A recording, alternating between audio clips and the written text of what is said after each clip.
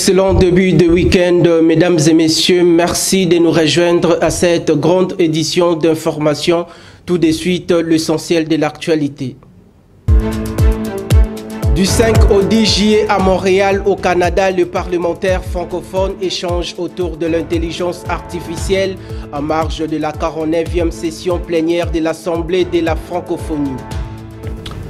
Tirage au sort de la Coupe d'Afrique des Nations Maroc 2025, le Léopard de la République démocratique du Congo, logé dans le groupe H avec la Tanzanie, la Guinée et l'Éthiopie.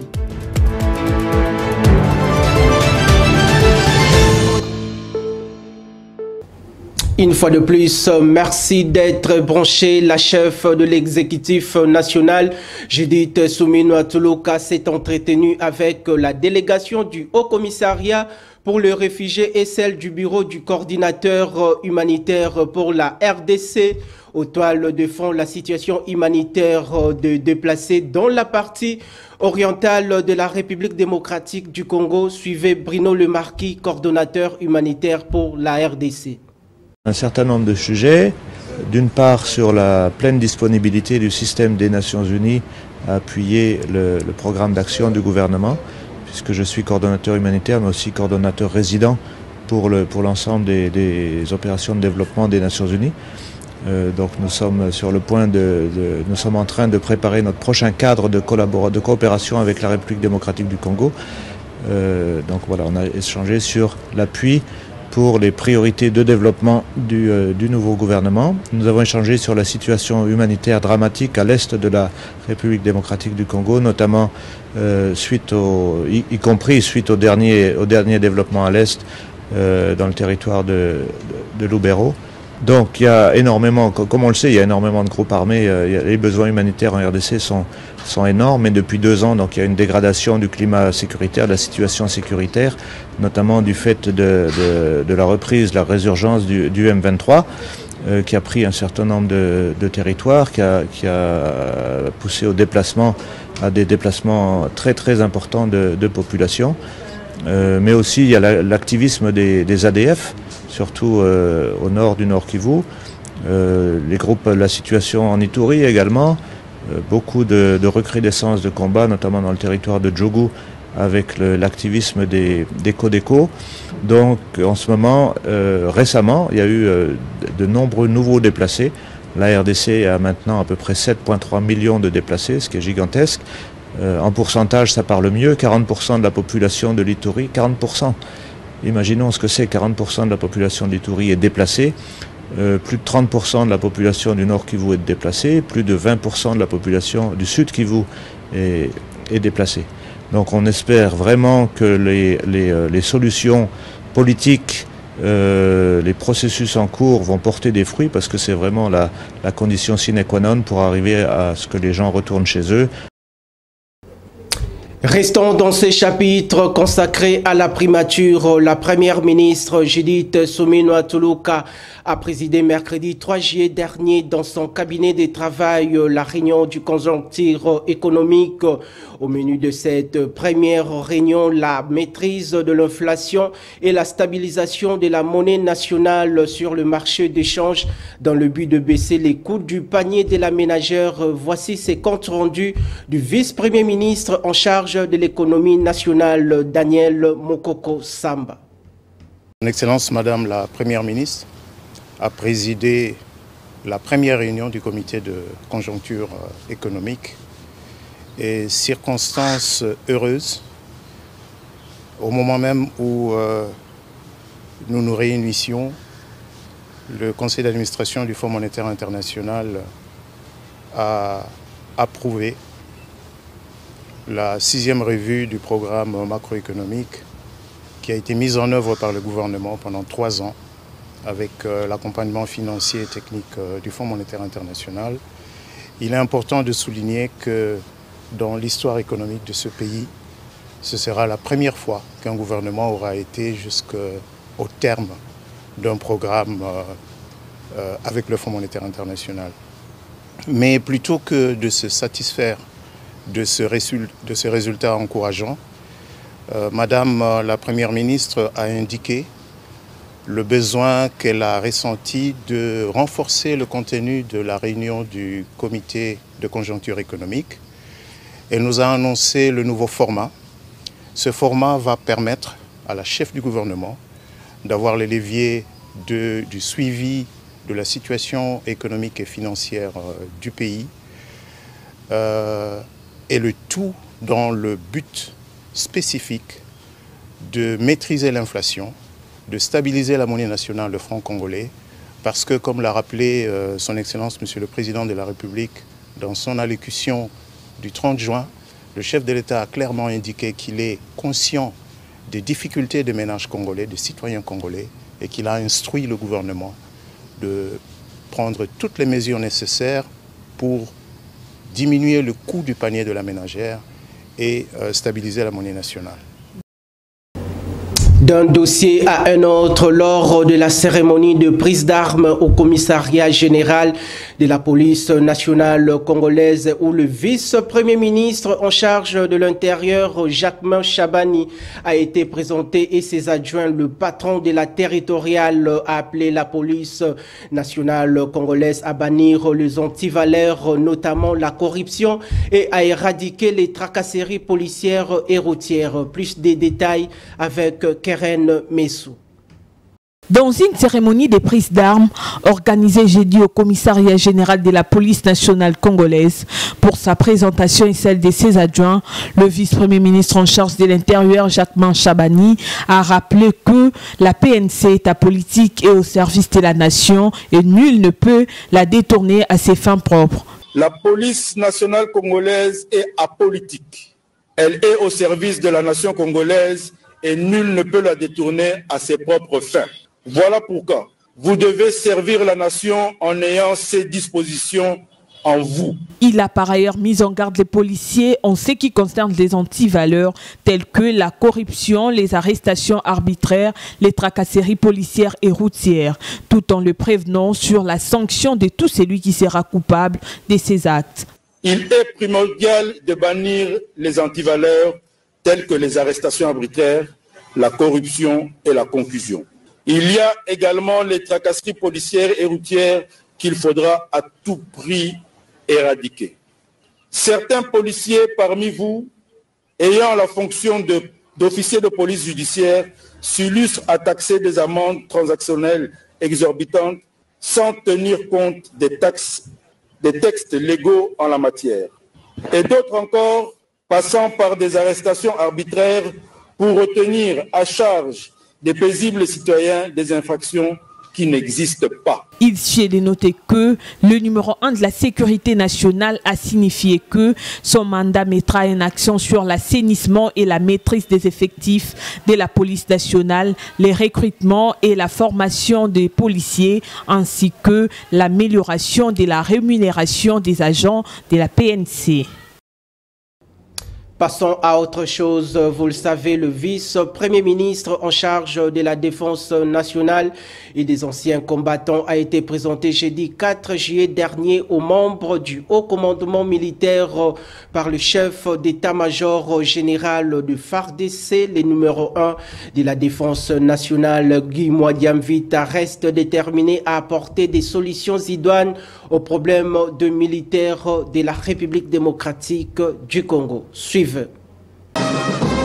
Le vice-premier ministre, ministre de la Défense nationale et des anciens combattants, Guy Kabombo Mwadiamvita, a été présenté ce jeudi 4 juillet 2024 par le chef d'état-major général de FARDC au haut commandement militaire. La cérémonie a eu lieu au grand quartier général des forces armées au camp lieutenant-colonel Kokolo à Kinshasa. Le chef d'état-major général a mis cette occasion à profit pour présenter la situation générale de nos forces armées au vice-premier ministre. Guy Kabombo Mwadiamvita a dans sa déclaration exprimé sa détermination et celle de l'ensemble du gouvernement à apporter des solutions idoines aux problèmes de l'armée. Il en a profité pour rappeler les militaires des FARDC à l'abnégation, au sens élevé du patriotisme et à la discipline pour la sauvegarde de l'intégrité territoriale de notre pays et la récupération des espaces aujourd'hui sous le contrôle de l'ennemi. D'un registre à un autre pour une meilleure utilisation de l'intelligence artificielle au milieu parlementaire, plus de 300 représentants du peuple francophone discutent du 5 au 10 juillet à Montréal, au Canada. La République démocratique du Congo est représentée par une vingtaine de députés et administratifs de l'Assemblée nationale sous la conduite du président de la Chambre basse du Parlement, Vital Kamerhe Lwakanyingini. Regardez. En marge de la 49e session plénière de l'Assemblée de la francophonie qui se tient à Montréal au Canada du 5 au 10 juillet, plus de 300 parlementaires francophones échangent sur l'utilisation de l'intelligence artificielle dans les milieux parlementaires. Ces forums réunissant plusieurs activités en parallèle permettra aux parlementaires de pays francophones du monde entier de croiser le point de vue et donnera lieu à un plan d'action concret pour une meilleure utilisation de l'intelligence artificielle. À cette session de 5 jours, représentée par une vingtaine de députés et administratifs de l'Assemblée nationale sous la conduite du président de la Chambre basse du Parlement, Vital Kamerhe, la République démocratique du Congo profitera de l'occasion pour planifier les stratégies afin de renforcer la démocratie participative au sein de son Parlement grâce à l'intelligence artificielle. Signalant que la 10e édition du Parlement francophone célébrant ses 20 ans d'existence se tient pendant la même période au Canada. Poursuivons ce journal par cette information. 64 ans après l'indépendance, quelle perspective sur le volet socio-économique pour relever la République démocratique du Congo? Réagissons sur cette question importante. Ernest Mwilou Kandiama, cadre au sein de la famille politique Lamuka, suggère au chef de l'État Félix Antoine Tshisekedi Tshilombo de mettre en applicabilité le manifeste de Kisangani en vue de défaire l'état des droits et instaurer la cohésion nationale et tant d'autres. Il est au micro de votre rédaction. Dans ma famille politique, nous avons un document qui peut aider le Congo à relever les défis. C'est ce que nous avons appelé le manifeste de Kisangani, bâtir un Congo fort, prospère et digne, et puis aider le pays à aller de l'avant. Dans ces documents, il faut commencer par restaurer ce que nous appelons les fondamentaux. Les fondamentaux, c'est-à-dire commencer d'abord par l'intégrité territoriale, pacifier le pays. Deuxièmement, remettre l'état des droits. Troisièmement, penser à la cohésion nationale. Et puis enfin, appliquer une gouvernance intègre. C'est après cela que nous pouvons maintenant penser à un vaste programme, l'éducation, la santé, les besoins primaires, dans l'énergie, l'électricité, l'agriculture, ainsi de suite. Il faut commencer d'abord par refaire l'État, s'il faut dire. Et après, nous allons penser à toutes ces réformes institutionnelles, et puis le Congo pourra décoller. Mais s'il faut aller dans le sens où les autres nous ont programmé le programme, présenter un programme qui essaye de présenter d'abord l'agriculture comme priorité de priorité, n'est pas penser à refaire l'intégrité territoriale, pacifier les pays, là, rien ne pourra marcher. Nous allons tourner à rond. Dans un autre chapitre, on parle de la pandémie Covid-19 et du virus monkeypox en République démocratique du Congo en sa qualité d'acteur de santé pour tous. Yannick Minambolo salue les efforts consentis actuellement par le ministre de la Santé, Roger Kamba, concernant l'examen de la mise en vigueur d'un train de mesures préventives dans le but de combattre ce fléau mortel. Retrouvez-les au micro de votre rédaction. Effectivement, il y a la présence de Covid, la variante Covid Omicron XBB qui est déjà ici dans notre sol et au niveau africain, même européen. Et en Afrique, nous avons les Cameroun, les Bénin et quelques pays, Afrique du Sud, qui déjà, ce virus est en train de s'aimer la désolation. Alors, c'est pour cela, hier, le ministre de la Santé publique, Hygiène et Prévention sociale avait réuni les différents directeurs des programmes spécialisés pour échanger en vue de trouver des mesures d'urgence qui pouvant être adoptées aujourd'hui au Conseil des ministres avec le président de la République. J'espère que jusqu'au soir, nous attendons les grandes décisions que le président de la République va prendre en ce qui concerne le retour, les résurgences du Covid Omicron XBB. Effectivement, la gestion d'abord de cette pandémie, ça passe d'abord par la prévention et il faut d'abord prévenir la population.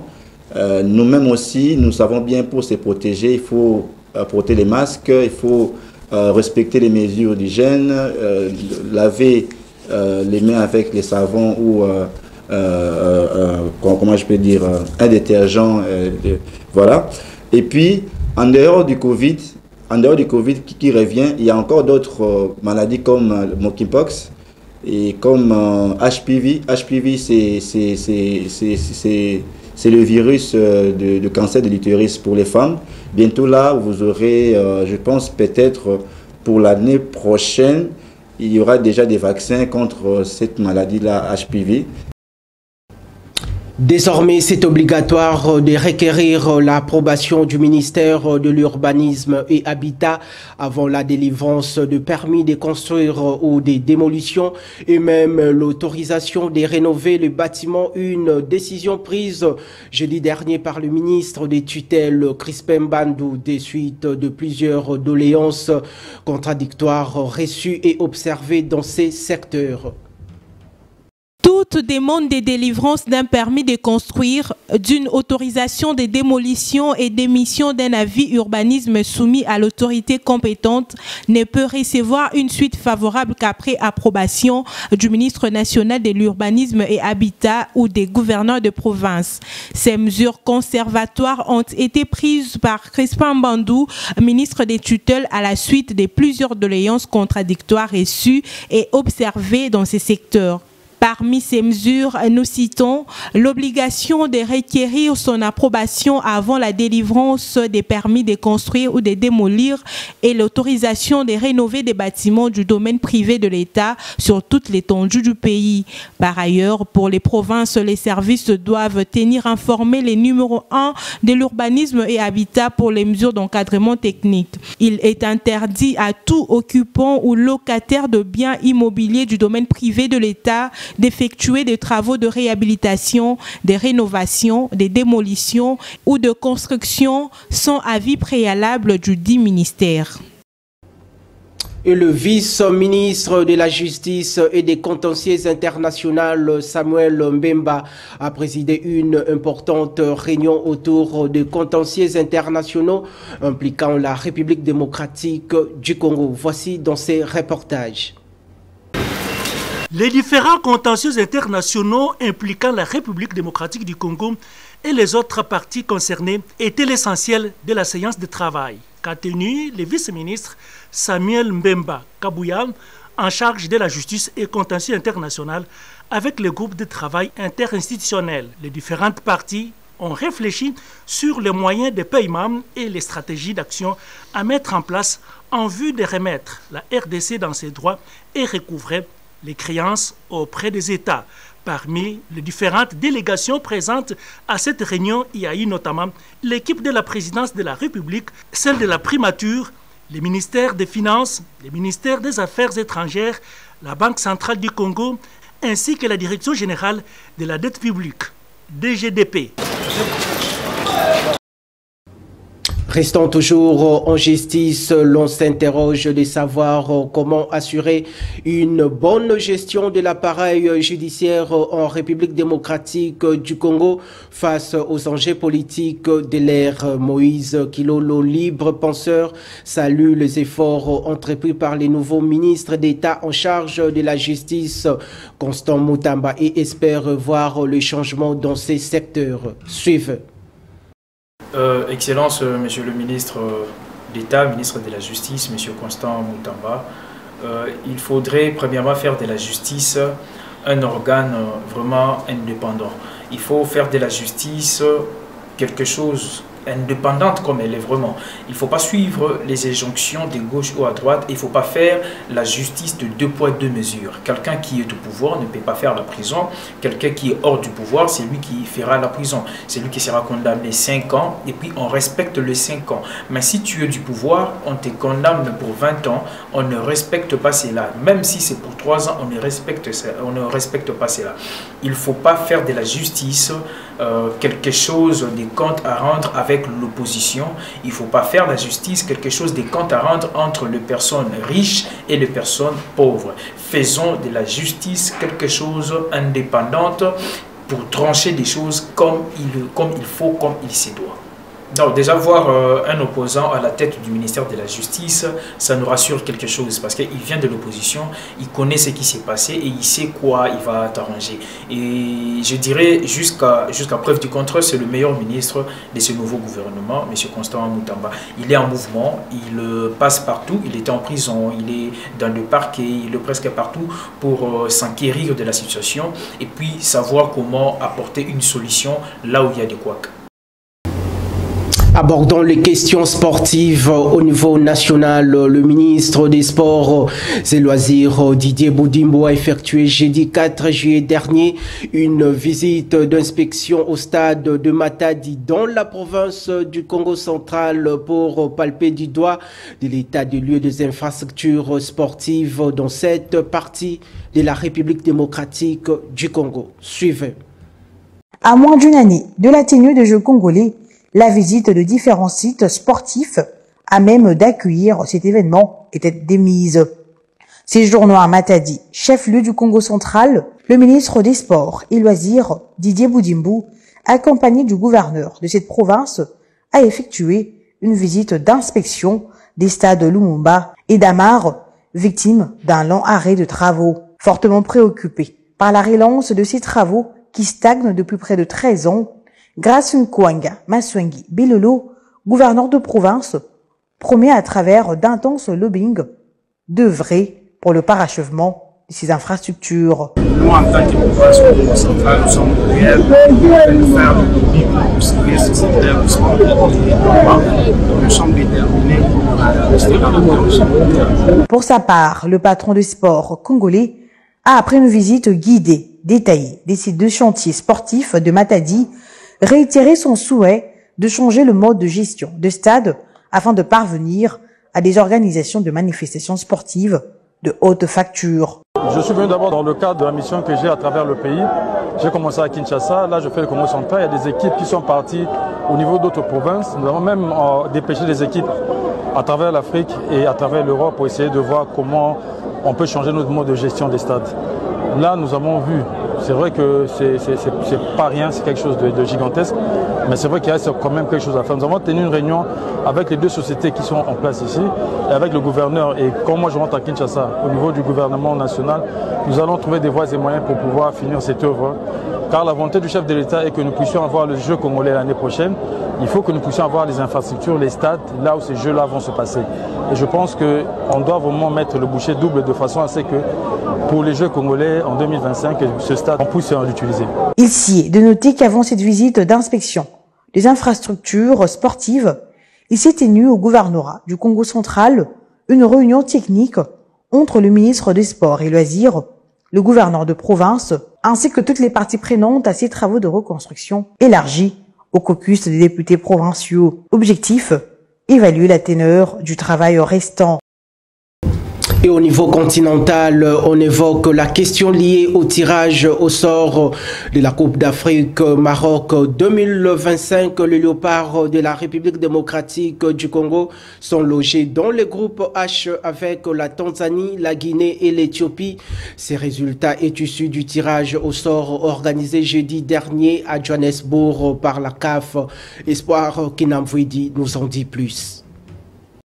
À l'issue du tirage au sort tenu au début de l'après-midi du jeudi 4 juillet dernier, organisé par la Confédération africaine de football à Johannesburg en Afrique du Sud, les nations africaines engagées à la prochaine Coupe d'Afrique des Nations sont au parfum de leurs adversaires pour valider les tickets du Maroc au mois de Saint-Sylvestre de l'année prochaine. Logés dans le groupe H, les léopards congolais se mesureront au Taifa Stars de la Tanzanie, les Sili nationales de la Guinée et la sélection nationale de l'Éthiopie. Très serein et confiant à ses poulains, Sébastien Desabre aura besoin de tout le monde pour assurer la qualification de cette Coupe d'Afrique des Nations et de la Coupe du Monde. Pas de peur, mais de respect pour les adversaires après une bonne prestation de la Guinée à la précédente CAN en Côte d'Ivoire et la Tanzanie qui est sur une bonne dynamique et avec un très bon championnat avec les joueurs expérimentés. L'Éthiopie, absente à la Côte d'Ivoire, mais ne fera pas cadeau, explique Sébastien Desabre. Notons que la prochaine Coupe d'Afrique des Nations est prévue au Maroc du 21 décembre 2025 au 18 janvier 2026. Parlons cette fois-ci de valeurs nutritives. Que savez-vous du jacquier? Complétez votre connaissance à travers ces commentaires signés par votre rédaction. Le fruit du jacquier ou jacquefruit est un fruit de forme ovale recouvert de petits picots. Il renferme une chair blanche, voire jaune, de graines comestibles au goût proche de la fécule. Un peu sucré, ces fruits exotiques regorgent de vitamines, des minéraux, de fibres et donnent de l'énergie. On le cultive dans les forêts tropicales d'Inde, mais aussi de Thaïlande, de Malaisie, de Madagascar, du Brésil ou encore de la Réunion. Ils se consomment cuits, grillés ou bouillis. On peut aussi les trouver en boîte de conserve ou sous forme de compléments alimentaires. Il entre dans la composition de certains plats traditionnels et sa teneur en fécule permet de l'utiliser en farine. Il contient plusieurs vitamines telles que vitamine B, avec un complexe élevé de composants comme la vitamine B6, vitamine B3, vitamine B2 et vitamine B9. Le jacquier est un booster d'énergie. Il est idéal pour donner un coup de fouet au corps fatigué ou malade. Il fournit près de 95 calories pour 100 grammes avec la clé peu de graisse saturée et quasiment aucune trace de cholestérol. Il est par ailleurs un super fruit qui éloigne les virus, les bactéries et protège notre organisme contre les infections. Sa consommation permet de participer au bon fonctionnement de notre corps et renforce notre système immunitaire. C'est une source non négligeable de potassium et de magnésium, sans oublier le fer qui aide à lutter contre le risque d'anémie. C'est un renfort pour le cœur. Son alliance des minéraux et vitamines, manganèse, magnésium, fer, potassium, calcium, entre en jeu dans la préservation de nos cellules et contrôle la fréquence cardiaque et la pression artérielle. De plus, le calcium favorise une bonne coagulation du sang et conserve des os solides. Il est un allié pour le système digestif. Le jacquier est très riche en fibres, ce qui en fait un pansement naturel pour protéger les côlons des déchets polluants. D'une part, il facilite la digestion avec sa teneur élevée en fibres. D'autre part, il prévient le risque d'ulcères de l'estomac et joue un rôle sur le problème intestinaux comme la diarrhée. Il est un remède naturel contre certains cancers. Le jacquier prévient le risque de cancer du côlon et aide à se prémunir d'autres maladies infectieuses. Les nutriments contenus dans le jacquefruit, comme les lignanes, les isoflavones, les phytonutriments, les saponines protègent contre le radicaux libre en cause dont la formation de cellules cancéreuses.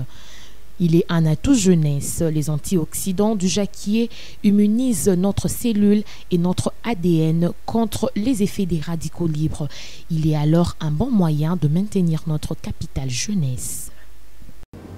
Page météorologique dans ce journal. Demain matin à Kinshasa, le ciel sera complètement dégagé. La température dans la capitale congolaise sera de 19 degrés Celsius. La force du vent oscillera aux alentours de 6 km par heure et à l'après-midi, il y aura un beau soleil, mais la température atteindra les 34 degrés Celsius qui sera dominée par une température ressentie plus fraîche. Le vent devrait atteindre en moyenne le 9 km. Et enfin, dans la soirée, le ciel sera dégagé et sans nuages. La température retombe tombera vers 31 degrés Celsius et la température ressentie sera plus fraîche, soit 29 degrés Celsius.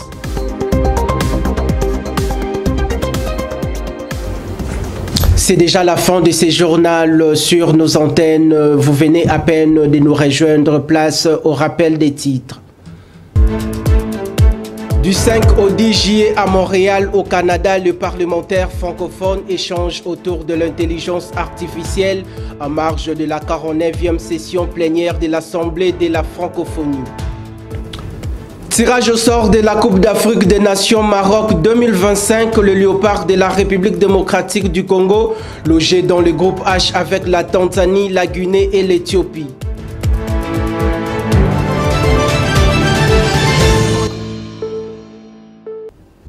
Ce précieux travail est réalisé de main de maître grâce à la conjugaison des efforts de la rédaction et de la technique. D'ici là, portez-vous bien et excellente suite de nos programmes en compagnie de Kinartu Télévision, votre partenaire d'excellence.